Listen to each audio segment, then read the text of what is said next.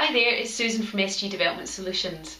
Well, it's been really exciting times for me recently. Just last week I was in London filming a personal development video for some online learning for the Coaching Academy, and it was all about mindfulness. So it was really good fun to do, and I really hope that it inspires people to explore mindfulness and mindful approaches. But the really fun thing was the fact that the person who was up next to film their session after me was none other than the Olympic rower Ben Hunt Davis. So I feel like I've been kind of mixing with celebrities over the last week or so. And before that, the week before that, I started a Neuroscience for Coaches programme, which is absolutely fascinating, helping me to find out a bit more about how our brains work, what makes us tick, which I think is going to be really, really interesting. And actually some of the content from that has helped me put together the content for this month's SG Survival Guide. Now, I was really hoping to have Amy Brann, who is the neuroscience expert who runs that programme, to be my Meet the Expert this month, but she is writing a new book at the moment and didn't feel she had the time to commit to that. But I'm hoping that next year, when she has finished her book, I'll be able to get her on as an expert on neuroscience and how we can actually change the function and structure of our brain. If you're interested in that, you could go ahead and look at her current book, which is Make Your Brain Work. So really interesting stuff, so take a look at it. Well, this is the fourth in my series on building resilience, and this month what I'd like to talk about, what I'd like to focus on, is change and how we can build our resilience to help us deal with change more effectively, so that change doesn't feel as scary, uncomfortable, or even disruptive as it might do for you at the moment. Now, I remember a number of years ago coming across this book, William Bridges' book, Transitions, Making Sense of Life's Changes. And I remember at the time I read it, it really spoke to me. And I think it was because I was going through a significant change in my life and I was finding it quite tough. And his book helped me to realise that it wasn't actually the change I was finding tough, it was the transition. And the interesting thing about that is he talks about the difference between change and transition. And he talks about change as being something external to us, something that we can do relatively easily. We can change our behaviour. We might not like to, it might take a bit of effort, but we can do it.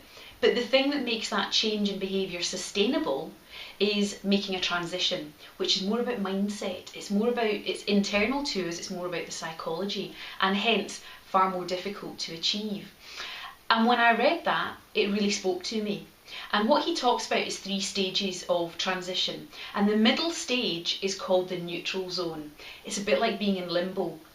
And that stage basically feels like, well, we know we've said goodbye to the past, we know that the change is happening, but we've not yet got a clear vision in our mind of what the future looks like. And we're in this place where we're not quite sure where we are.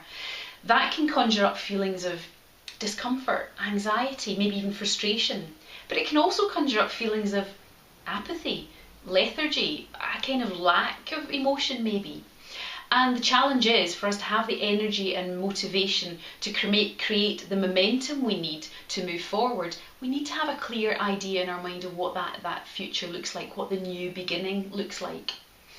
So he does say that it's important for us to go through the neutral zone and to deal with all those emotions. But being in that place can be quite challenging. So what I wanted to share with you is 4 things that I believe really help to move us through that transition and deal with the transition while we're there. The first one is about having people around you, a good support network. So that could be friends, family, colleagues, people who can help to keep your self-esteem up, make you feel good about yourself when you perhaps don't feel good about yourself, give you that reassurance, that motivation to keep going. So have a good support network around you. The other thing is being able to be aware of and notice your thoughts.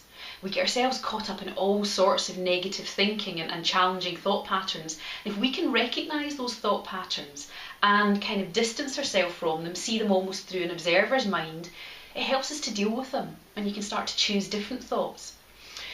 The third thing is about finding a focus or purpose outside of the transition that will serve as a bit of a distraction for you. So something that's not involved in the change or the transition that you can focus on, which will help to distract you from the feelings and distract you from those thoughts while the transition is happening. And the fourth thing is identify something from the past that you can take forward into the future. at the end of the day, the past is what's got you to where you are today, so we shouldn't just give it up totally. So identify things in the past that you can take with you as a bit of a reassurance, a bit of a comfort blanket maybe, to help you build the momentum and the motivation to move on into the future. By doing that, what it does is, as I say, it reassures you, gives you a comfort, but also helps to remind you that you will feel that again. You will feel that sense of being in control and comfortable with the situation again. So whatever transition you're going through in your career, in terms of perhaps where you're living, your family situation, maybe dealing with an illness, maybe setting up your own business, whatever change or transition you're going through, these 4 stages will really help you, and I know that from my own experience. So if you are going through a transition or change at the moment and you'd like the opportunity to explore a bit further what these four actions, or indeed other actions, could do to help you, then do get in touch. I'm really happy to have a conversation with you, no obligation conversation, just to see if there's anything that I could do to kind of help spur you on through that change process. Now, as always, there's lots and lots of more information on this kind of topic on my blog this month, so go over to my website www.sgdevelopmentsolutions.com and have a look around, see what is of interest to you. And if I don't speak to you personally before, have a fantastic festive season, and may 2014 be a really great year for you. Thanks for watching.